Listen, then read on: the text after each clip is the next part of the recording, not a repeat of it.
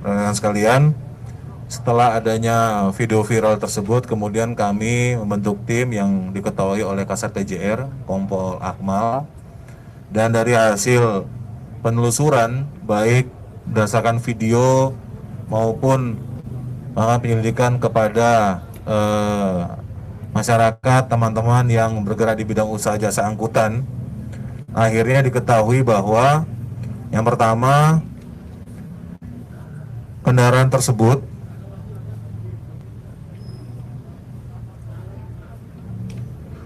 sebetulnya awalnya dikemudikan oleh saudara H, umur 33 tahun. Kemudian setibanya di kilometer 12 arah ke Cikampek, kendaraan karena si H ini merasa ngantuk, kemudian berhenti dan digantikan oleh si anak yang kebetulan adalah keponakannya yang ikut di dalam mobil tersebut, yang menurut pengakuan di video tersebut diduga usianya 12 tahun. Kemudian si H ini ada di dalam kendaraan trailer tersebut, ya, tidur di belakang kendaraan tersebut, ya. Kemudian kendaraan tersebut akhirnya kita dapatkan di pool perusahaan PT STA di Bekasi, ya, Jakarta Utara, PT STA di Jakarta Utara. Nah, kejadian ini aslinya sebagian tadi saya sampaikan itu sebetulnya 6 bulan yang lalu, namun baru viral pada sekitar medio April 2021. Nah, setelah kejadian, kemudian PT STA ini mendapat informasi tentang adanya video tersebut, maka saat ini perkembangannya ternyata saudara H ini sudah diberhentikan oleh manajemen PT STA.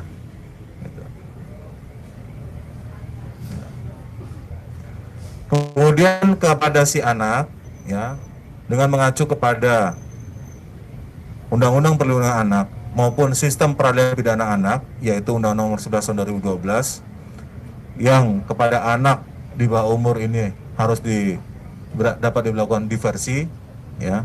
Maka pada anak nanti pertama pembinaannya akan kita kembalikan kepada orang tuanya.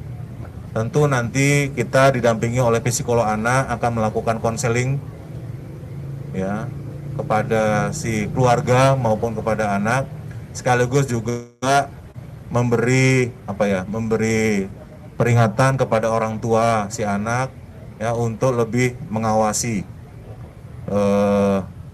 terhadap anak-anak.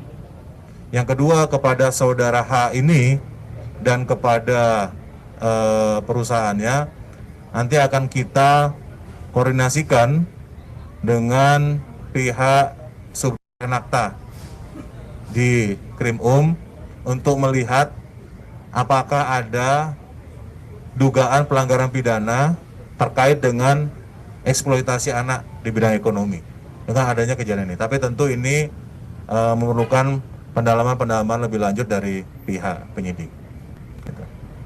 Intinya adalah kami menggelar jumpa pers pada sore hari ini bersama Pak Humas adalah untuk memberikan pertama pemahaman kepada masyarakat betapa bahayanya membiarkan seorang anak mengendarai kendaraan, sementara secara kompetensi maupun secara kematangan psikologis seorang anak dianggap belum cukup umur, belum mampu untuk mengendarai kendaraan, apalagi mengendarai kendaraan trailer yang sebesar ini dan penuh muatannya, bukan hanya kepalanya saja, tapi lengkap dengan kontainer yang dia bawa.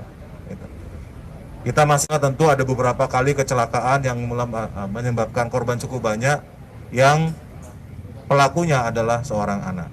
Nah, yang kedua, tentu ini juga kita memberikan efek deterren kepada para pengusaha angkutan untuk lebih berhati-hati dalam mengawasi para pegawainya, para pengemudinya, baik angkutan barang maupun angkutan orang. Karena ini sangat beresiko untuk kecelakaan lalu lintas apabila menyerahkan kendaraan untuk dibawa oleh seseorang yang tidak memiliki SIM, tidak mempunyai kompetensi, dan tidak memiliki cukup umur. Ya. Padahal sudah dijelas ditentukan dalam peraturan undang-undang lalu lintas untuk mengemudikan truk kontainer plat kuning ini, maka dibutuhkan SIM B2 umum. Di mana untuk memperoleh SIM B2 umum itu ada persyaratan minimal usia 23 tahun. Ya, dan itu pun setelah yang bersangkutan memiliki SIM A umum paling sedikitnya 1 tahun. Dan untuk memperoleh SIM A umum atau SIM B1 umum, dia harus punya SIM A biasa 1 tahun. Jadi prosesnya lama gitu. Dia harus punya SIM A dulu, kemudian dia setahun baru naik SIM A umum, baru kemudian bisa SIM B1, baru kemudian naik B2 umum. Jadi panjang. Ada juga ketentuan umurnya. Minimal usia 23 tahun untuk memperoleh SIM B2 umum. Gitu. Ya. Nah, ini tentu menjadi perhatian kita semua supaya ke depan kondisi lalu lintas di kita bisa lebih aman dan terhindar dari kecelakaan yang merugikan semua pihak. Jangan lupa subscribe ya.